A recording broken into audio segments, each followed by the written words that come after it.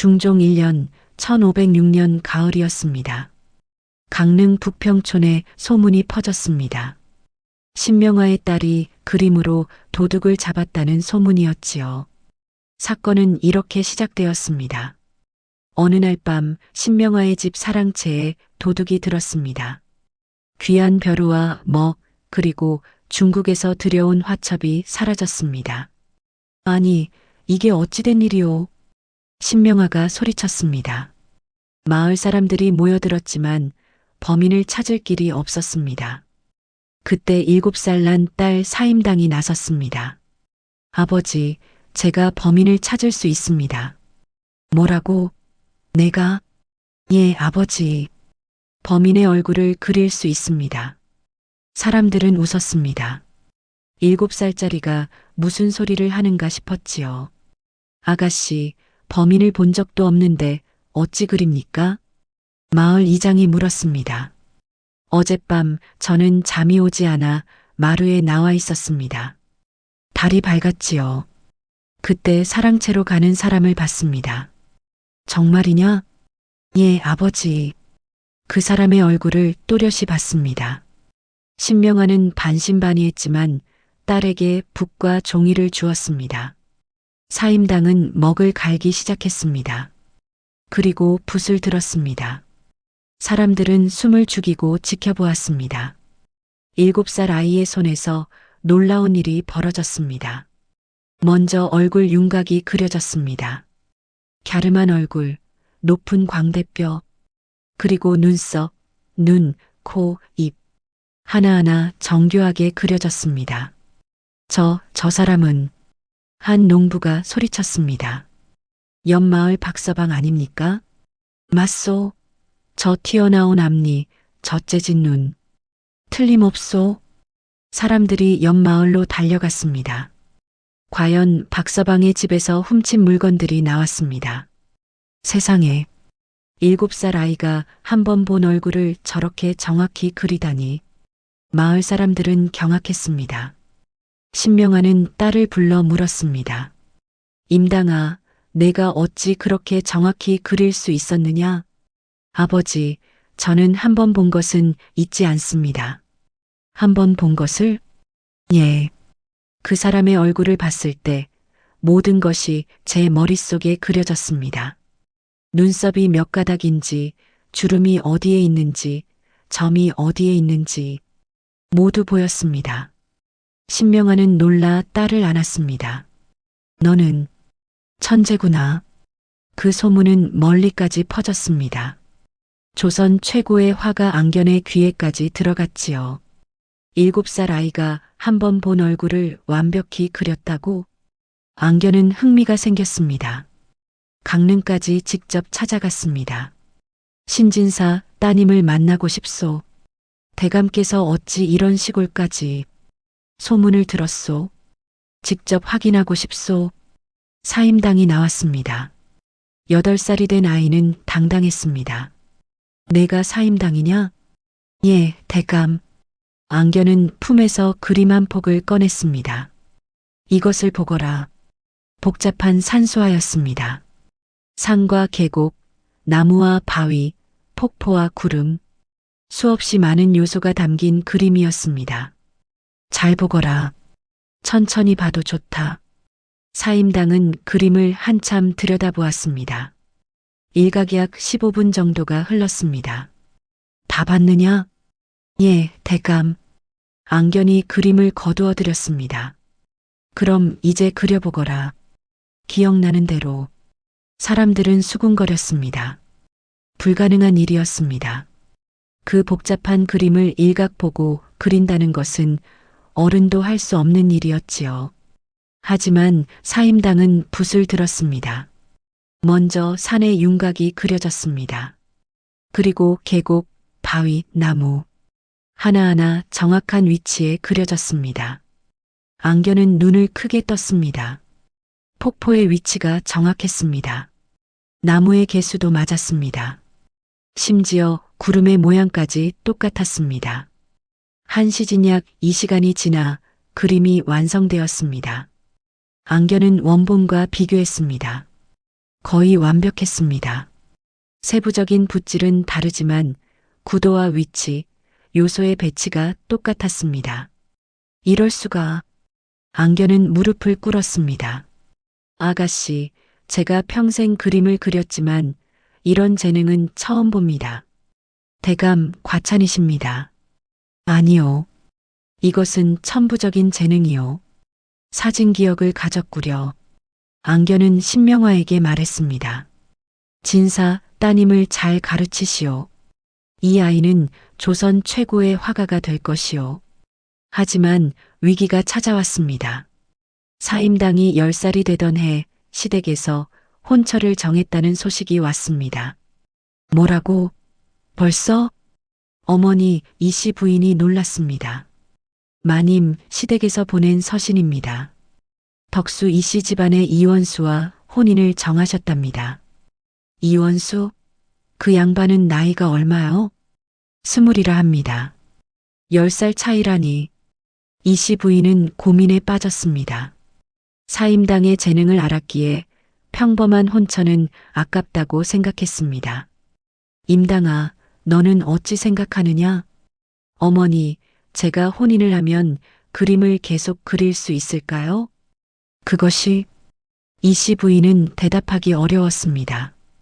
당시 양반 여자가 혼인 후에 그림을 그린다는 것은 흔한 일이 아니었습니다. 어머니, 저는 그림을 그려야 합니다. 제 머릿속에는 그려야 할 것들이 너무 많습니다. 알고 있다, 임당아.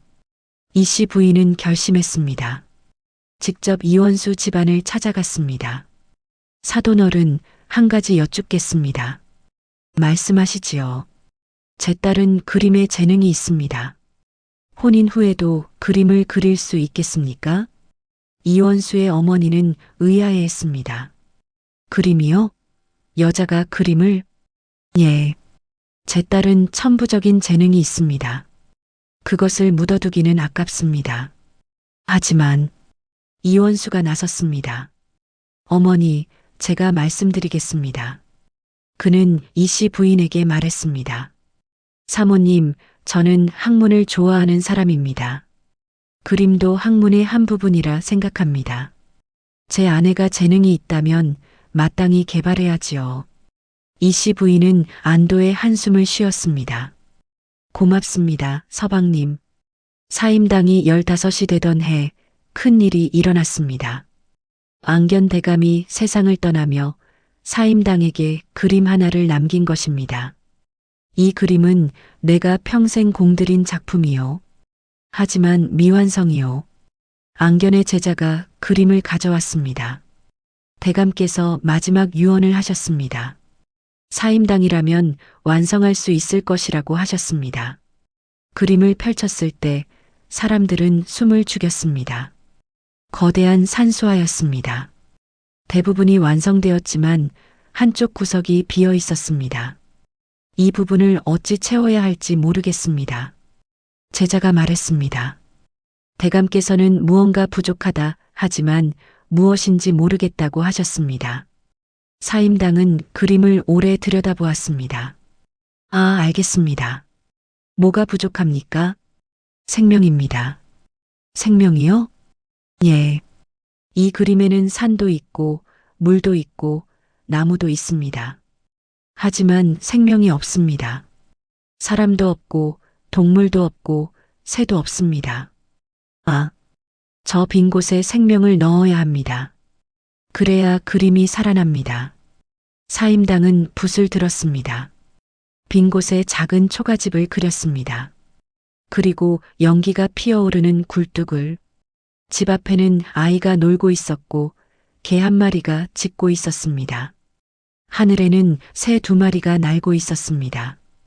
그림이 완성되자 모든 것이 달라졌습니다. 차갑던 산수화가 따뜻해졌습니다. 정적이던 풍경이 동적으로 변했습니다. 죽어있던 그림이 살아났습니다. 세상에, 안견의 제자는 눈물을 흘렸습니다. 이것이었습니다. 대감께서 찾으시던 것이. 안대감께서는 기법은 완벽하셨지만 한 가지를 잊으셨습니다. 무엇입니까? 그림은 풍경만 담는 것이 아니라 그 안에 사는 생명을 담아야 한다는 것입니다. 사임당이 28이 되던 해 뜻밖의 일이 일어났습니다. 한양에서 밀사가 찾아온 것입니다. 신사임당을 찾습니다. 제가 사임당입니다만 왕실의 밀명을 전합니다. 밀사는 주변을 살피고 조용히 말했습니다. 중종대왕께서 왕비마마를 위한 병풍을 만들고자 하십니다. 하지만 남자 화가는 내전에 들어갈 수 없습니다. 그래서요? 마님의 실력을 익히 들었습니다. 왕비마마를 위한 사계절 그림을 그려주십시오. 하지만 저는 궁중 화원이 아닙니다. 그래서 밀명입니다. 아무도 모르게 그려주십시오. 사임당은 고민했습니다. 거대한 병풍 그림을 그린다는 것은 몇 달이 걸리는 작업이었습니다. 기한은 얼마나 됩니까? 석 달입니다. 석 달의 사계절 병풍을? 그렇습니다. 왕비마마의 탄신일이 석 달 후입니다. 사임당은 밤을 새워 그림을 그렸습니다. 봄에는 매화와 복숭아꽃을 그렸습니다. 여름에는 연꽃과 버드나무를, 가을에는 국화와 단풍을, 겨울에는 설중매를. 하지만 단순한 꽃그림이 아니었습니다. 각 그림마다 이야기가 담겼습니다. 봄 그림에는 제비가 둥지를 틀고 있었습니다. 새 생명의 시작이었지요. 여름 그림에는 연꽃 위에 개구리가 앉아 있었습니다. 생명의 왕성함이었습니다. 가을 그림에는 국화 아래 귀뚜라미가 울고 있었습니다. 성숙과 결실이었습니다. 겨울 그림에는 매화 위에 눈이 쌓여 있었지만 꽃봉오리가 맺혀 있었습니다. 희망과 인내였습니다. 석 달 후 병풍이 완성되었습니다. 궁궐에서 다시 밀사가 왔습니다. 왕비마마께서 크게 기뻐하셨습니다. 이 그림에는 생명이 있다고 하셨습니다. 다행입니다. 그리고 이것을 하사하셨습니다. 비단필과 귀한 먹, 그리고 중국 화선지였습니다. 감사히 받겠습니다. 밀사는 떠나면서 말했습니다. 마님, 왕비마마께서 한 말씀 더 전하셨습니다. 무슨 말씀이십니까? 여자도 이렇게 훌륭한 그림을 그릴 수 있다니 세상이 달라져야 한다고 하셨습니다. 사임당의 천재성은 아들 율곡에게도 이어졌습니다. 율곡이 5살 때 일입니다. 어머니, 하늘 천 따지가 무슨 뜻입니까? 천은 하늘이고 지는 땅이란다. 하늘은 왜 둥글고 땅은 왜 네모납니까? 사임당은 놀랐습니다. 5살 아이가 우주의 이치를 묻다니. 이야, 누가 그렇게 가르쳐 주더냐? 아무도 안 가르쳐 줬어요. 제가 생각했어요. 사임당은 아들의 재능을 깨달았습니다. 자신처럼 천부적인 재능을 가진 것입니다. 하지만 그림이 아니라 학문의 재능이 있었습니다. 이야, 내게 물어보겠다. 사임당은 복잡한 그림을 보여주었습니다. 이 그림에 무엇이 잘못되었느냐? 5살 율곡은 그림을 보더니 즉시 대답했습니다. 어머니, 이 소나무의 그림자가 잘못되었습니다. 오, 어찌 그렇게 아느냐? 해가 저쪽에서 비치면 그림자는 이쪽으로 가야 합니다. 그런데 이 그림은 반대입니다. 사임당은 감탄했습니다. 관찰력이 놀라웠습니다. 또 무엇이 이상하냐? 이새의 다리가 이상합니다. 이렇게 앉으면 떨어집니다. 왜 그렇게 생각하느냐? 제가 새를 관찰했는데 나뭇가지를 잡을 때는 발가락으로 꽉 잡아야 합니다. 이 그림의 새는 발가락이 펴져 있습니다. 사임당은 아들을 안았습니다. 이야, 너는 어미보다 더 뛰어날 것이다. 아니에요, 어머니. 어머니가 가르쳐 주신 덕분입니다. 무엇을 가르쳐 주었느냐? 보는 법이요. 어머니께서 세상을 자세히 보라고 하셨잖아요. 사임당이 40이 되던 해 그녀는 필생의 역작을 구상했습니다. 초충도 연작이었습니다. 여보, 풀벌레를 그리시겠다고요? 남편 이원수가 의아해했습니다. 예.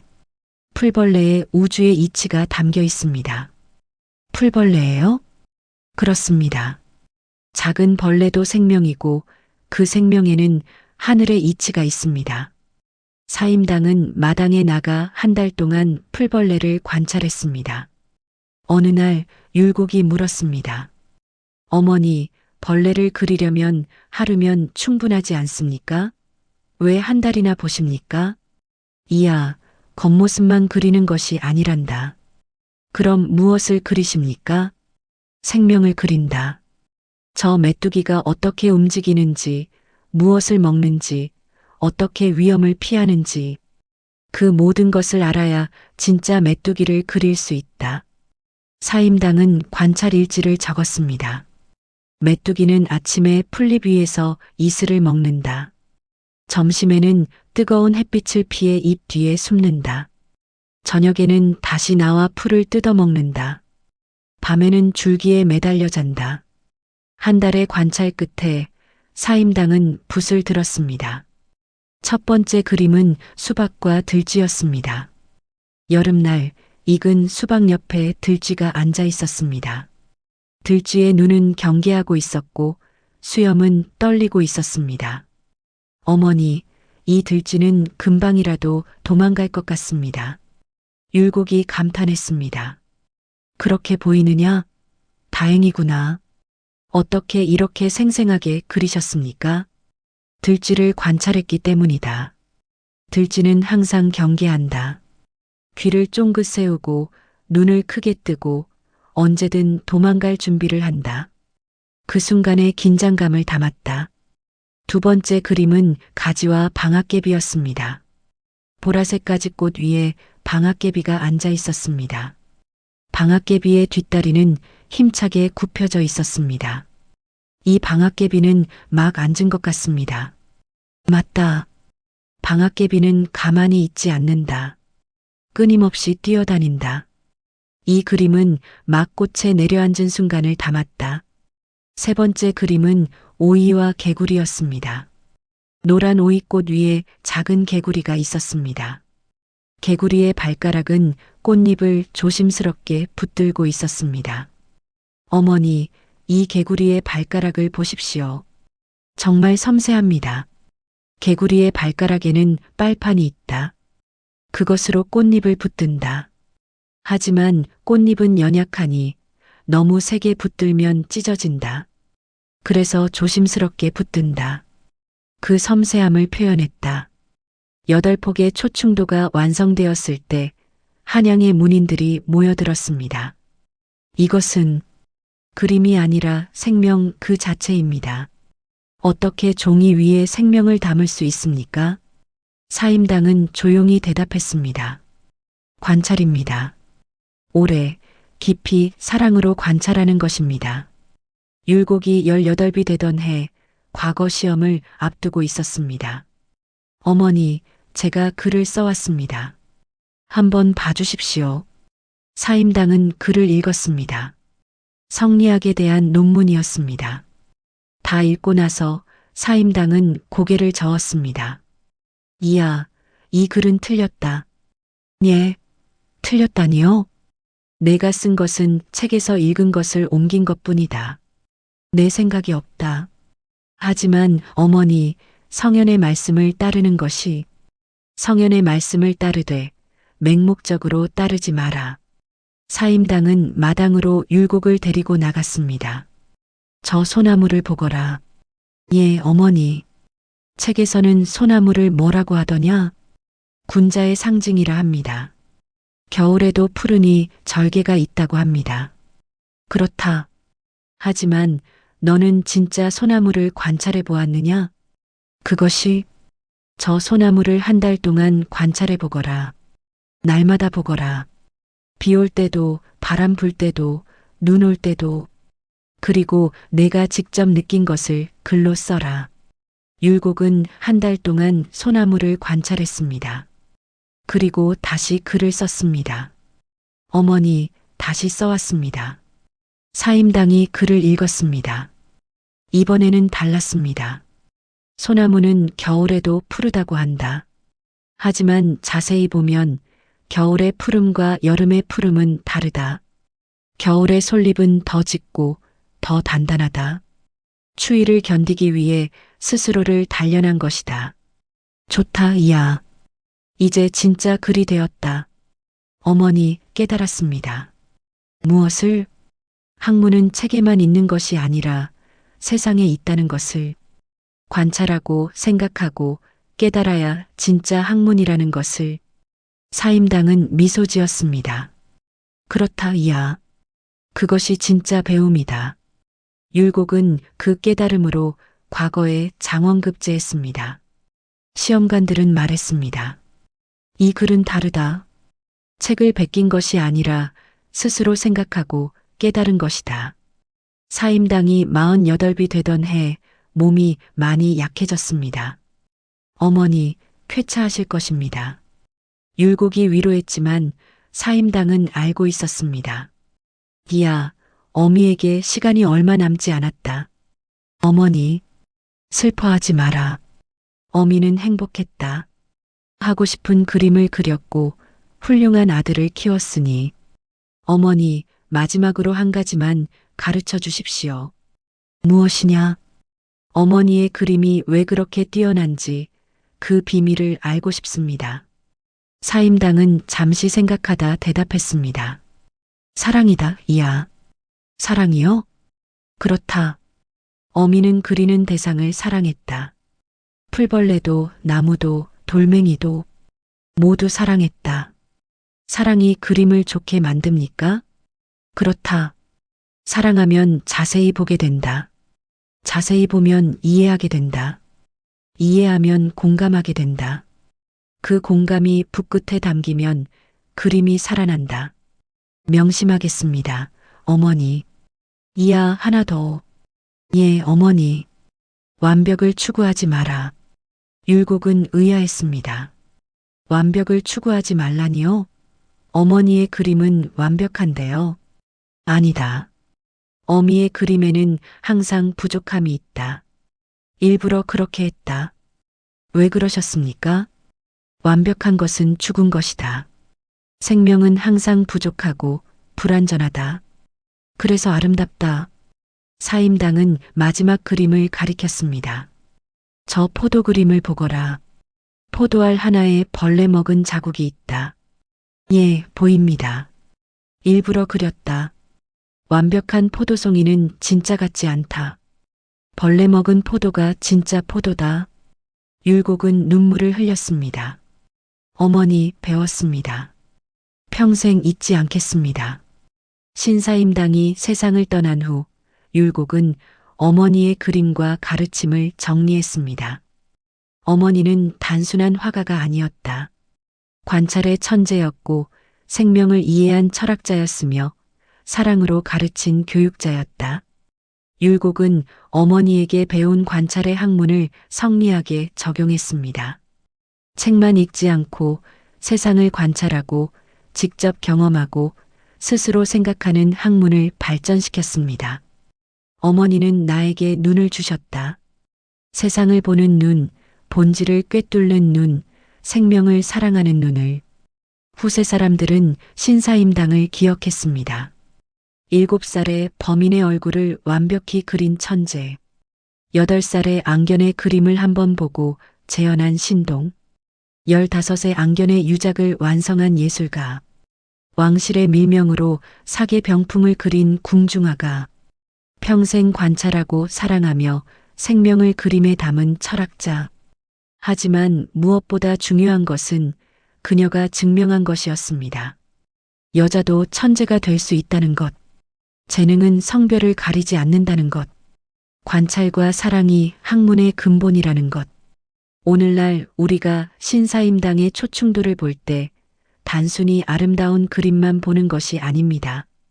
한 천재가 세상을 관찰한 방식을 봅니다. 생명을 사랑한 마음을 봅니다. 편견을 넘어선 용기를 봅니다. 그리고 깨닫습니다. 진짜 천재는 타고나는 것이 아니라 관찰하고 사랑하고 끊임없이 배우는 사람이라는 것을. 신사임당의 붓은 멈췄지만 그녀가 세상을 바라본 눈은 여전히 우리에게 살아 숨쉬고 있습니다. 오늘의 이야기는 여기까지입니다. 청취자 여러분 감사합니다.